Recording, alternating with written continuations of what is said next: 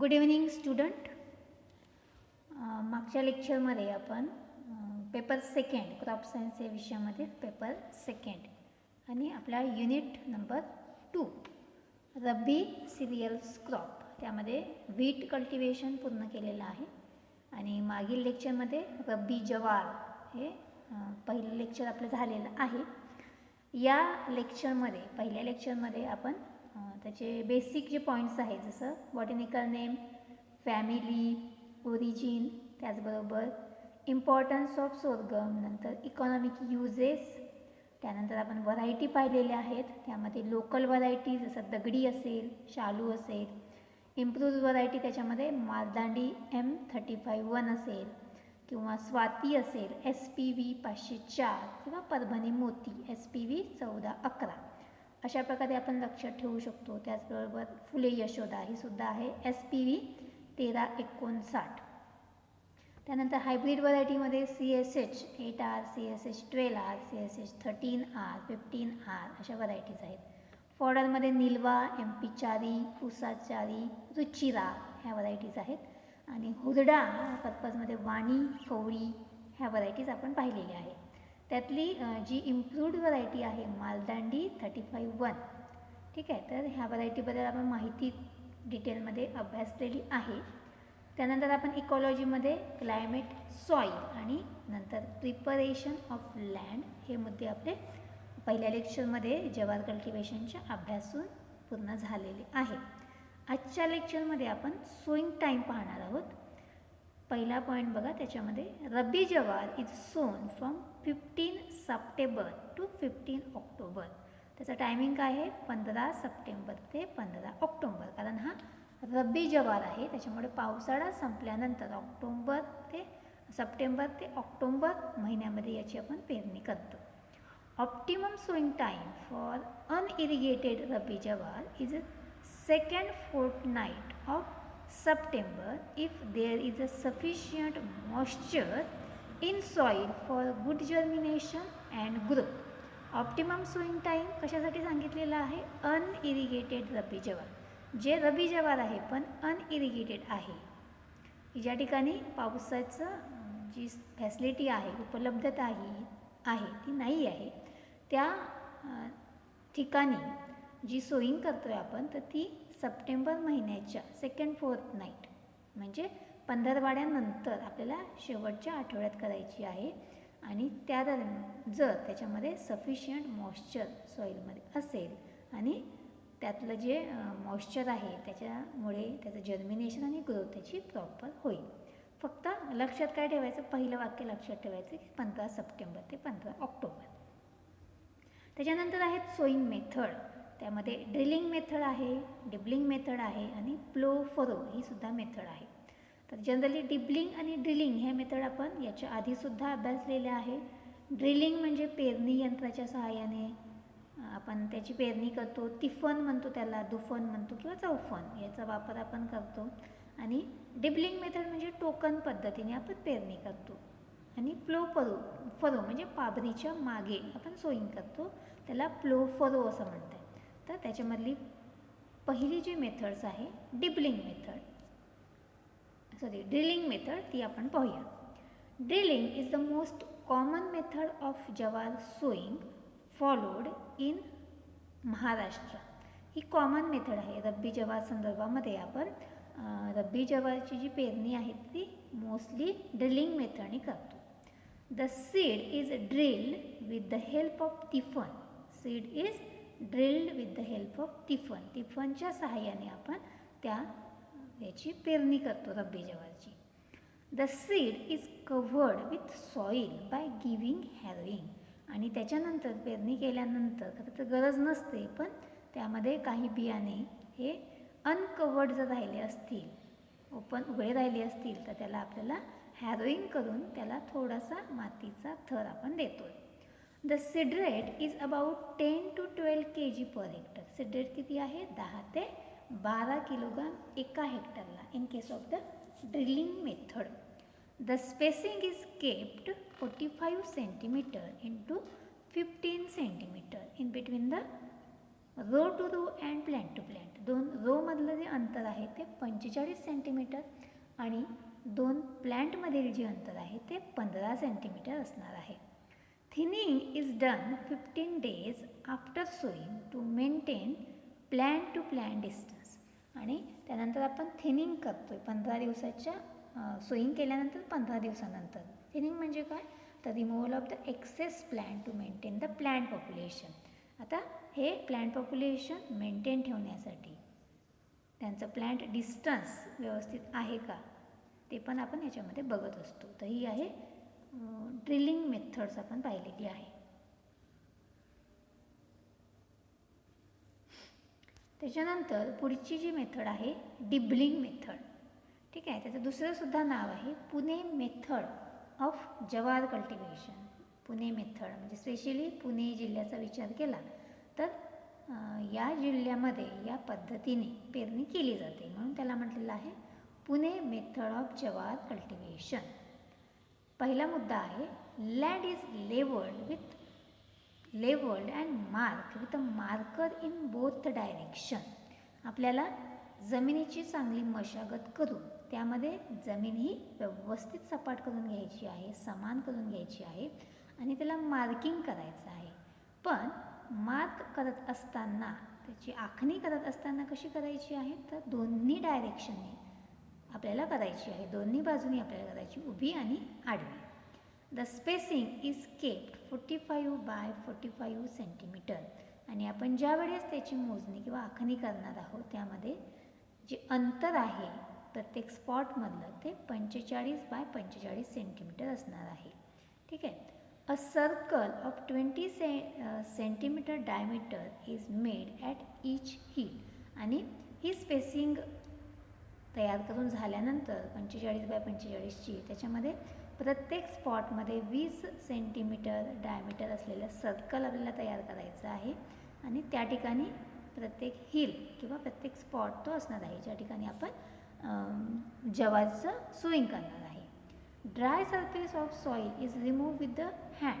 आणि जो जमिनीचा सुकलेली असेल जमीन ड्राय असेल तर ती हाताने आपल्याला वेगळी करायची आहे, काढून टाकायची आहे. 6 to 8 seeds are scattered in each circle and covered by the moist soil. 6 ते 8 बियाणे आपल्याला त्या सर्कलमध्ये प्लेस करायची आहे आणि त्याच्यानंतर त्याला सॉईलनी पण कशी मॉइस्ट म्हणजे ओलसर मातीने त्याला आपल्याला कव्हर करायचं आहे. First thinning is done 15 days after sowing and only 4 to 5 seedlings are kept in each circle. पहिली जी थिनिंग आपण करणार आहे ती 15 दिवस सोईंगला झाल्यानंतर आपण करणार आहे आणि त्यामध्ये आपण फक्त 4 ते 5 सीडलिंग्स त्या स्पॉटमध्ये किंवा त्या सर्कलमध्ये ठेवणार आहोत. Second thinning is done 21st days after sowing. Second thinning is done 21st day after sowing and only 2 to 3 healthy seedlings are kept per circle. आणि आपल्याला काय करायचं आहे तर 2 ते 3 हेल्दी सीडलिंग्सच म्हणजे पहिल्या थिनिंगला आपण 4 ते 5 सीडलिंग्स ठेवणार आहोत पण ज्यावेळेस आपण सेकंड थिनिंग करणार आहोत 21 दिवसानंतर तर त्यावेळेस फक्त 2 ते 3 हेल्दी असलेल्या सीडलिंग्स आपण त्या सर्कलमध्ये ठेवणार आहोत.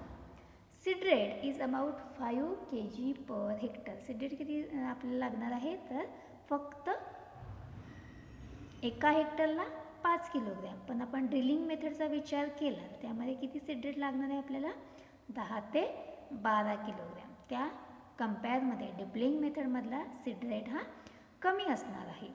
दिस provide optimum space to every plant and ultimately result in high yield. आणि याच्यामुळे काय होणार आहे तर प्रत्येक प्लॅन्टला त्याच्या वाढीसाठी ही ऑप्टिमम स्पेस जागा मिळणार आहे आणि त्यामुळेच त्यापासून त्याची ग्रोथ चांगली होणार आणि त्यापासून मिळणारं प्रोडक्शन किंवा यील्ड हे चांगलं असणार आहे.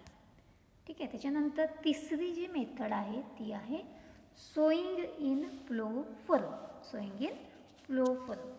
Usually this method is followed for Rabi sowing. This method is followed for Rabi sowing.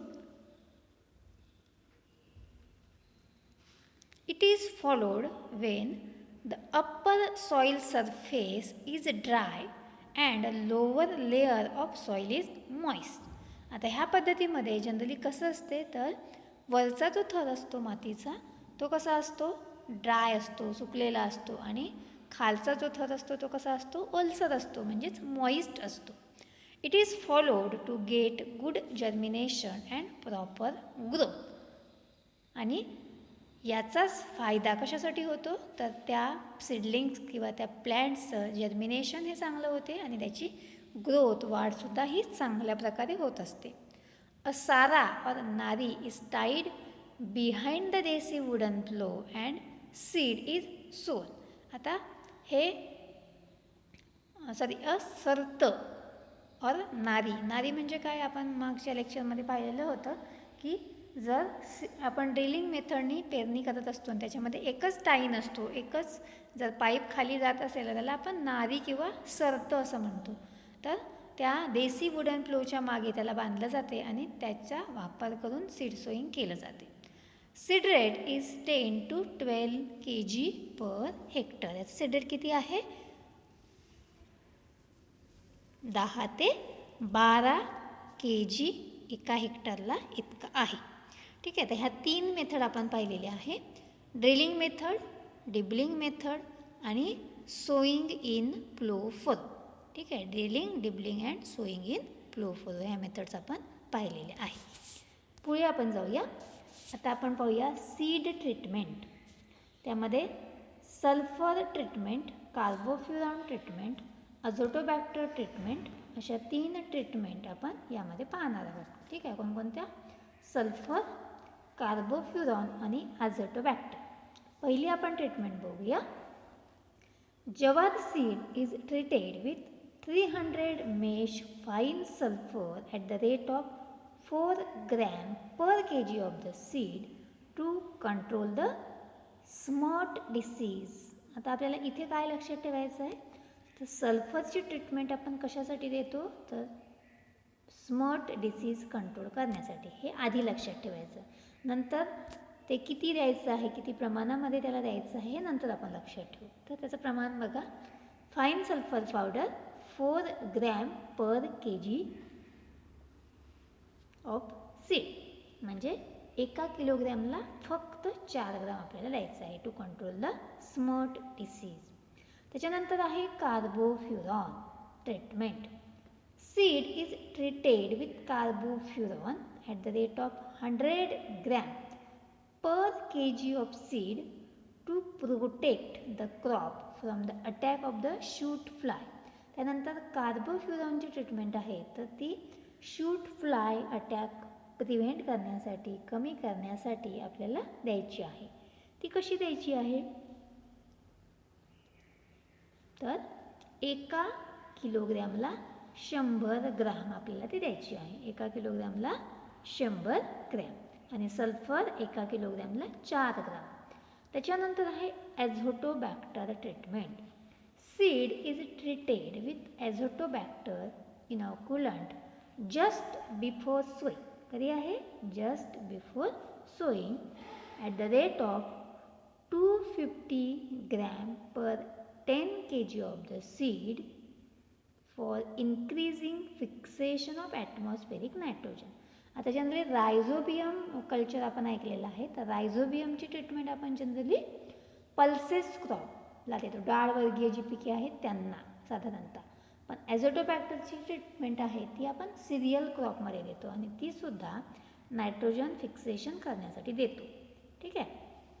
आणि ही कशी द्यायची आहे तर बघा 10 किलोग्रॅम सीडला आपल्याला किती द्यायची आहे 250 gram for increasing fixation of atmospheric nitrogen. ॲटमॉस्फिअरमधला नायट्रोजन फिक्स करण्यासाठी आपण सिरियल क्रॉपला बेसिकली आता यामध्ये आपण पाहिले रब्बी जवारला ॲझोटोबॅक्टरची ट्रीटमेंट देतो.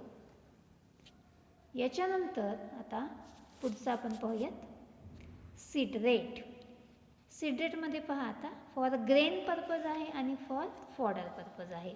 तर ग्रेन पर्पजसाठी दोन पद्धती आहेत, ड्रिलिंग आणि डिबलिंग. तर आपण याच्यामध्ये पण पाहिलेलं आहे. ड्रिलिंग असेल तर 8 to 10 kg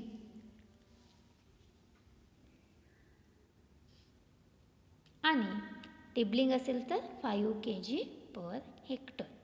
त्याच्यानंतर फॉडर पर्पजसाठी असेल, आपण फॉडर पर्पज म्हणून क्रॉप कल्टिवेशन घेत असू तर ड्रिलिंग मेथडनी जनरली आपण त्याची पेरणी करतो. तर त्याचा सीड रेट असणार आहे 50 ते 60 kg पर हेक्टर. किती असणार आहे? 50 ते 60.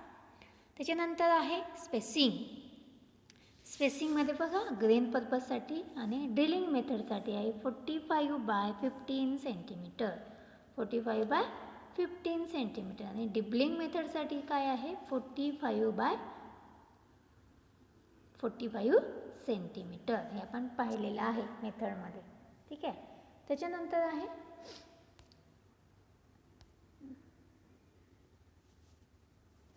आता ह्याच्यामध्ये स्पेसिंग आपण फॉडर पर्पजसाठी पण सांगू शकतो. फॉडर पर्पजसाठी असेल तर फॉडर पर्पज नेहमी ड्रिलिंग मेथडने करतो. तर त्याची जी स्पेसिंग असणार आहे ती 22 to 30 सेंटीमीटर बाय 10 सेंटीमीटर किंवा 30 बाय 10 सेंटीमीटर असं आपण लक्षात ठेवू शकतो. किती आहे? आता बघा फॉडर पर्पजसाठी इथे दिलेलं आहे.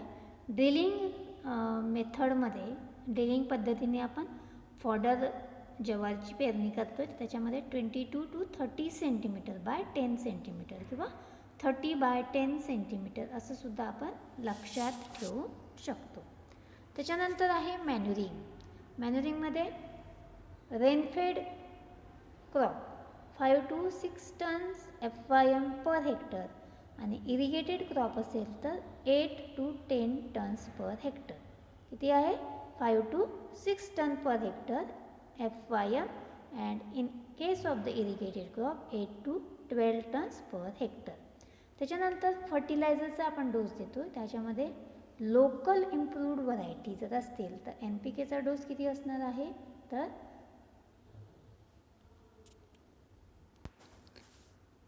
50 kg nitrogen and 25 kg potash.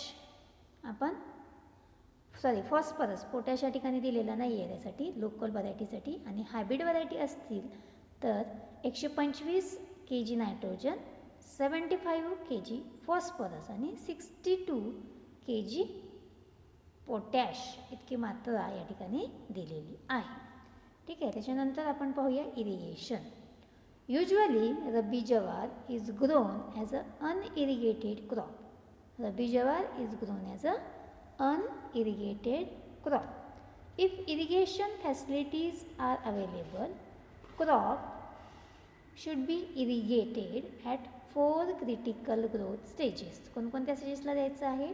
तर ग्रँड ग्रोथ स्टेज, बूट स्टेज, फ्लॉवरिंग स्टेज आणि ग्रेन फिलिंग स्टेज. त्याला तर आपण डफ स्टेज म्हणतो. ग्रेन फिलिंग म्हणजे ज्यावेळेस दाणे भरण्याची प्रक्रिया चालू असते. ग्रँड ग्रोथ म्हणजेच फुटवे फुटण्याची किंवा फुटवे फुटल्यानंतर पुढची जी स्टेप्स असते त्याला ग्रँड ग्रोथ म्हणतात. नंतर बूट स्टेज म्हणजे ज्यावेळेस ॲक्च्युली ग्रेन फॉर्मेशन होण्यासाठी तयार होणारे जे प्लांट आहे त्याला बूट स्टेज. त्याच्यानंतर फ्लॉवरिंग इन्फ्लॉरसन्स आणि त्याच्यानंतर ग्रेन फिलिंग स्टेज. तर ह्या स्टेज इरिगेशन करत असताना रब्बी जवारमध्ये महत्त्वाच्या आहे. ठीक आहे. तर बघा आजच्या लेक्चरला आपण कोणकोणते मुद्दे अभ्यासलेले आहे. आपलं दुसरं लेक्चर होतं. आपण सोईंग टाईम बघितलेला आहे. सोईंग मेथड यामध्ये ड्रिलिंग मेथड, डिबलिंग मेथड आणि प्लो फरो मेथड. त्याच्यानंतर सीड ट्रीटमेंट यामध्ये सल्फर ट्रीटमेंट, कार्बोफ्युरॉन ट्रीटमेंट आणि ॲझोटोबॅक्टर ट्रीटमेंट. सल्फर ट्रीटमेंट असेल तर स्मट डिसीज, कार्बोफ्युरॉन असेल तर शूट फ्लाय आणि ॲझोटोबॅक्टर असेल तर नायट्रोजन फिक्सेशन. एवढं आपल्याला लक्षात ठेवायचं आहे. त्यानंतर सीड रेट बघितलेला आहे ग्रेन पर्पज आणि फॉडर पर्पजसाठी. त्याचबरोबर स्पेसिंग यामध्ये सुद्धा ग्रेन पर्पज आणि फॉडर पर्पज पाहिलेली आहे. त्यानंतर मॅन्युअर आणि इरिगेशन आपण पाहिलेलं आहे. ठीक आहे.